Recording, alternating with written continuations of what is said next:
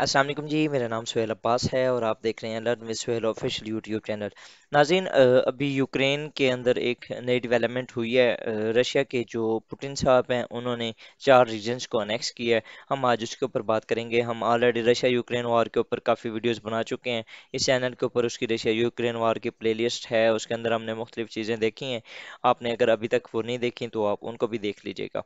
Next चलते हैं जी। Annexation क्या हुई है कि despite the threats of West and the UN secretary general, Putin ने 4 एरियाज जो कि Donetsk, Kherson, Luhansk and Zaporizhzhia, ये सितंबर 30 2022 को उसने अनेक्स कर दी हैं।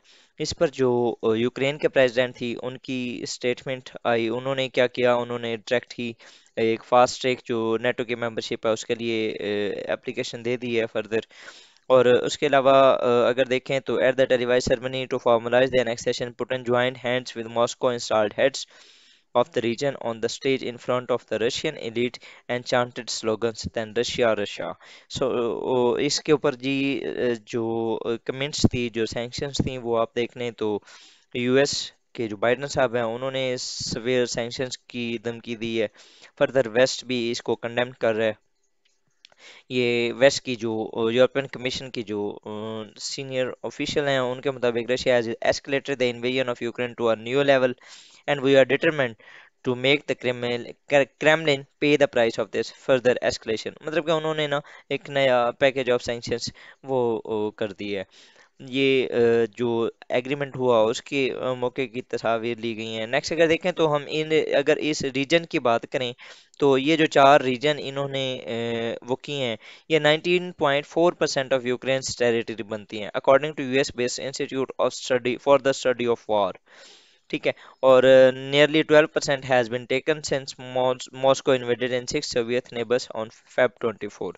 ठीक है। अब ये जो इनकी जो अगर आप इम्पोर्टेंस देखें तो हम इसको मैप में देखते हैं। जो डोनेट्स्क एंड लुहांस्क हैं, ये तो ओवरऑल इसके अंदर जो रशियन पॉपुलेशन है वो ज़्यादा है। मतलब कि जो रशियन की इथनिक रशियंस हैं वो बहुत ज़्यादा है। जोफोजिया के अंदर न्यूक्लियर प्लांट है काफ़ी बहुत बड़ा, जो कि यूरोप का शायद सेकंड लार्जेस्ट प्लांट माना जाता है। वो यहाँ पर था न्यूक्लियर प्लांट, वो अब रशिया के कंट्रोल में है।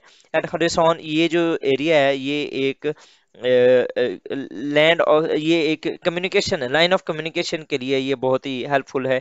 Because it will be now making a way a path to Russia to the warm waters of Black Sea. मतलब कि आप ये देखें कि रशिया स्टार्टिंग से यही चाहता था कि उसको किसी न किसी तरीके से एक्सेस मिल जाए टू द वार्म वाटर्स। और ये ऑलरेडी क्रीमिया जो है ये 2014 में उसने वो कर लिया था, लेकिन उसके बाद जो एक डायरेक्ट लैंड रूट था वो नहीं था। लेकिन अब रशिया को ये एक डायरेक्ट लैंड रूट भी मिल गया। बाकी इनको थोड़ा सा आप देख लीजिएगा इनकी जो इम्पोर्टेंस है। नेक्स्ट अगर पुतिन की स्टेटमेंट देखें तो I want to say this to the Kiev regime and its masters in the west, people living in the Luhansk, Donetsk, Kherson and Zaporizhzhia are becoming our citizen for ever. ये उसकी उस time की statement थी। अब जो waste है वो already ये मतलब कि ना उसकी एक स्टेटमेंट्स रही हैं कि Russia is looking for a greater empire and so ये एक प्रोपेगेंडा था रशिया सॉरी वेस्ट का टुवर्ड्स रशिया। ये उन्होंने कोल्ड वार के दौरान भी कम्युनिज्म के खिलाफ किया था और अभी भी वो कर रहे थे। इस इनकी जो स्टेटमेंट्स थे जो पुतिन साहब थे उन्होंने कहा the USSR is no more, ये United Soviet Socialist Republic is no more, we can't bring the past back and Russia does not need it any more, we are not striving towards that. ये उसने बताया कि हम एक greater empire के लिए हम कुछ भी इस तरह करना सोच रहे हैं और ना ही हम कुछ कर रहे हैं। It is out of greed with the aim to maintaining its unlimited power. These are the real reasons for this hybrid war that the West is waging against us. They want to make us into a colony.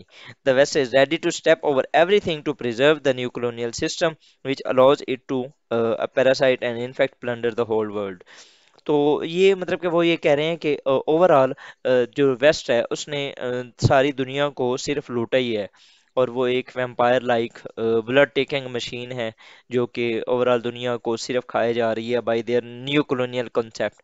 सो हमने हमारे पास इसकी काफ़ी reasons थी जिनकी वजह से हमने retaliate किया है। तो इसके जो रिस्पांस था, यूएस ने कहा कि US condemns the Russia's fraudulent attempt today to annex a sovereign Ukrainian territory. Russia is violating international law, trampling on the UN Charter and showing the contempt for peaceful nations everywhere.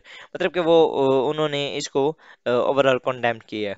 जो UN के chief थे उनके response थे, any decision to proceed with the annexation of these four regions of Ukraine would have no legal value and deserve to be condemned.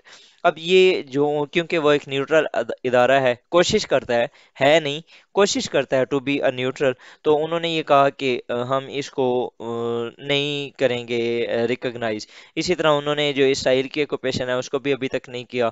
इसी तरह उसने जो कश्मीर के अंदर इंडिया की ऑक्यूपेशन है उसको भी उन्होंने, यूएन ने अभी तक कोई उसको लीगलाइज नहीं किया।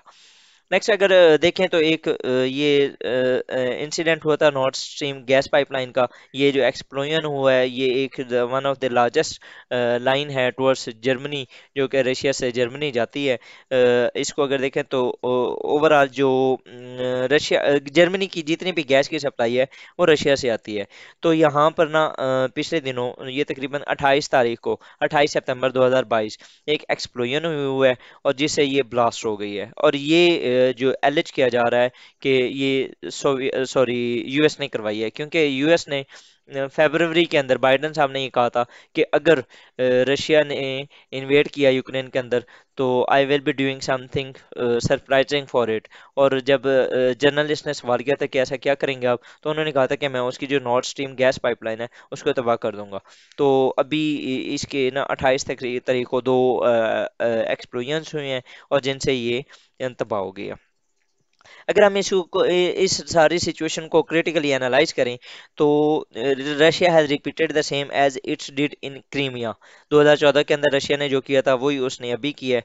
उसने West did nothing just to impose the sanctions on Russia and Russia is used to towards. अब रशिया को ना अक्टूबर 1917 से ऑनवर्ड, आप देख रहे हैं 1917 से ऑनवर्ड 2022 हो गए हैं, ये 100 साल से ज़्यादा टाइम हो गया है।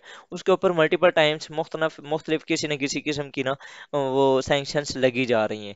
ये अमेरिका के स्कॉलर्स ही हैं, जॉन जे मर्शिमर, उनके मुताबिक US is the only responsible for Russian invasion in Ukraine. So ये प्रोवोकेटिंग जो रिमार्क्स होते हैं, जो प्रोवोकेटिव एक्शंस होते हैं of the West has pushed Russia to invade in Ukraine. तो ओवरऑल जो है उनका सिर्फ ये जो सैंक्शंस लगाना रशिया को नील डाउन नहीं करेगा, वो it will B satisfying for its national interest and do everything which is in its own hands. तो वेस्ट हैज़ डबल फेसेड, ये पहला ये है कि रशिया ने क्रीमिया को अनेक्स किया और जो उसके ऊपर सैंक्शन लगी वो उससे यूज हो चुका है, उसका उनके ऊपर कोई इम्पैक्ट इतना ज़्यादा नहीं पड़ेगा। दूसरा, वेस्ट की जो डबल फेसेड पॉलिसी है वो सामने आ गई है, वो टुवर्ड्स एनिमीज एंड फ्रेंड्स। ये कंस्ट्रक्टिव थ्योरी है, कंस्ट्रक्टिविज्म इन इंटरनेशनल रिलेशन, उसका भी यही है कि anarchy of friends anarchy of foes. मतलब कि आपका जो स्टांस होता है वो फ्रेंड्स की तरफ कुछ और होता है, आपका जो स्टांस होता है टुवर्ड्स एनिमीज वो कुछ और होता है। अब अगर इसराइल की ऑक्यूपेशन की जब बात होती है तो उस टाइम वेस्ट को ये नहीं नजर आता कि वो वायलेशन ऑफ इंटरनेशनल लॉ है। वहां पर लास्ट टाइम एंटोनी ब्लिंकन ने कहा था कि जो गोलान हाइट्स की एनेक्सेशन थी वो it was the right of Israel because it was threatening to its security interest. तो जब उसका वो राइट था तो रशिया का राइट क्यों नहीं है? ठीक है, मतलब कि यहाँ से ना उसकी एक डबल फेसेटेड जो पॉलिसी है वो नजर आती है। नेक्स्ट अगर देखें तो इंडियन की जो वायलेशन यानी ह्यूमन राइट्स हैं कश्मीर के अंदर, इसराइल की पलस्तीन के अंदर, वो उनको नज़र नहीं आती। लेकिन चाइना की जो पॉलिसीज हैं या वायलेशन हैं उइगर्स के साथ वो उनको नज़र आती हैं।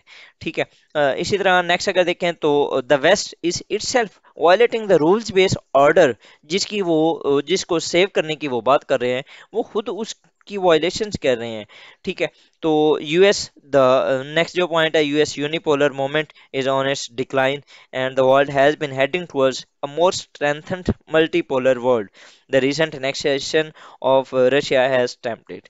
तो ये था जी हमारा आज का टॉपिक। इंशाल्लाह ताला फर्दर फिर किसी और वीडियो के साथ इंशाल्लाह हाजिर होंगे। In the end, I would like to thank you for watching my video, and I would like to request you, please subscribe my channel if you have not subscribed, because it will be helping you in your competitive exam. I thank you. Allah Hafiz.